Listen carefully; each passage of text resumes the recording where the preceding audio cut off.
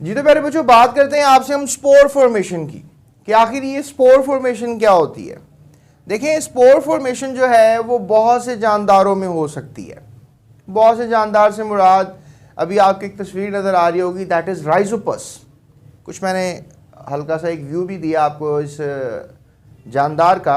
ये जानदार प्यारे बच्चों आपकी डबल रोटियों पे उगता है, जिसे आप काई कहते हैं या आप इसको फंगस कह सकते हैं। ये जानदार बेसिकली क्या करता है कि within no time grow करता है, क्योंकि इसमें पार्टनर्स की ज़रूरत नहीं होती। जैसे कि स्पोर फॉर्मेशन जो है वो एक एसेक्सुअल प्रोसेस है। आखिर स्पोर फॉर्मेशन कैसे होती है राइजोपस में, इस स्पीशी में, इसको आज सीख लेते हैं। प्यारे बच्चों राइजोपस जो है बेसिकली क्या करता है कि अपने इर्द गिर्द एक रैप क्रिएट कर लेता है, एक छोटी सी एक बॉल क्रिएट कर लेता है, इस सैक लाइक स्ट्रक्चर क्रिएट कर लेता है। It is generally seen is most fungi. ये जो स्ट्रक्चर है स्पोर वाला, आपको ज़्यादातर फंगस स्पोर से ही ग्रो करते हैं। ये मैं चलें आपको हिंट भी दे रहा हूँ। Mycology, the study of fungus is called mycology. तो लिहाजा आप कह लें कि ज़्यादातर फंजाई की जो फैमिली है, हालांकि अभी मैंने बैक्टीरिया को भी आपको बताना है, तो वो ज़्यादातर किससे ग्रो करती है? स्पोर फॉर्मेशन से ग्रो करती है। होता क्या है कि जब राइजोपस जो है वो अपनी एज को आता है, डेफिनेटली हर किसी चीज़ की एज होती है, जब वो अपनी एज को आता है तो इसकी बॉडी जो है वो थोड़ी सी थिक स्पोर सैक बनाती है, जिस तरह कि आपको ये नज़र आ रहा है। इस तरह का टॉप के ऊपर आपको तस्वीर में भी नज़र आ रहा होगा। तो ये सब जो है क्या सीन हो रहा होता है कि उसको हम स्पोरेंजिया कहते हैं। So you can call this body as sporangia. तो प्यारे बच्चों जब ये स्पोरेंजिया बन जाता है, स्पोरेंजिया बेसिकली आप कह लें कि बहुत से इस तरह के सैक लाइक स्ट्रक्चर को कहेंगे, तो आप एक है तो इसको स्पोरेंजियम कह लें। एक होगा तो स्पोरेंजियम होगा ना, बहुत से होंगे तो स्पोरेंजिया होगा। सो अब इस स्पोरेंजियम के अंदर जो है आपको कह लो कि जो सेल्स हैं वो डिवाइड हो के स्पोर्स बन जाते हैं।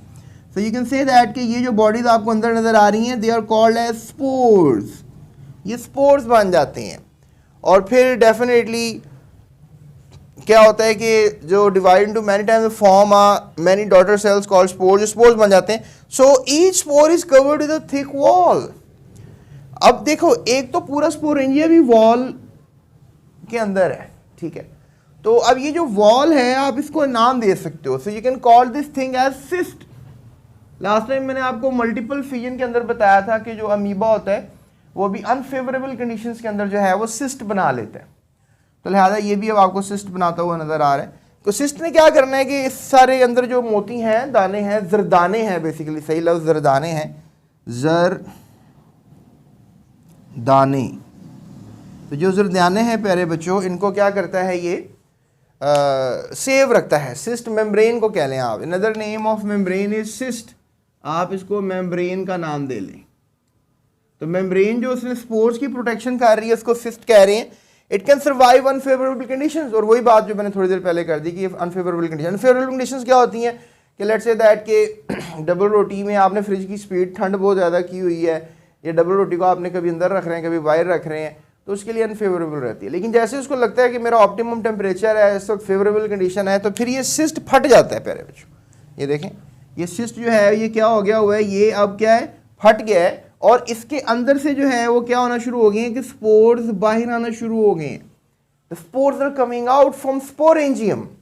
तो लिहाजा इस तरीके से क्या होता है कि स्पोरेंजिया जो है मेच्योर हो जाता है तो वो बर्स्ट करता है। बर्स्ट का मतलब है फट जाना, एंड रिलीज स्पोर्स, और फिर स्पोर्स को छोड़ देता है।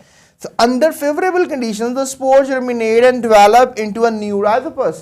और फिर जब जो डेफिनेटली ये जो जरदाने हैं कहीं फेवरेबल जगह पे गिरेंगे तो ये दोबारा से बड़े हो जाएंगे और दोबारा से एक जानदार बना लेंगे, एक फंगस बनाएंगे। इसका नाम क्या होगा? राइजोपस। तो आपको बोर्ड में क्वेश्चन आ सकते हैं कि कौन सा जानदार जो है वो स्पोर फॉर्मेशन से ग्रो करता है। तो राइजोपस को मत भूलिएगा जो मैंने आज आपको इस वीडियो में बताया। But story is not over. हम बात करते हैं कोई और जानदार भी हैं जो एंडोस्पोरी करते हैं, लिहाजा उनमें बैक्टीरिया की कुछ स्पीशीज शामिल है। तो लिहाजा बात करते हैं एंडोस्पोरी की।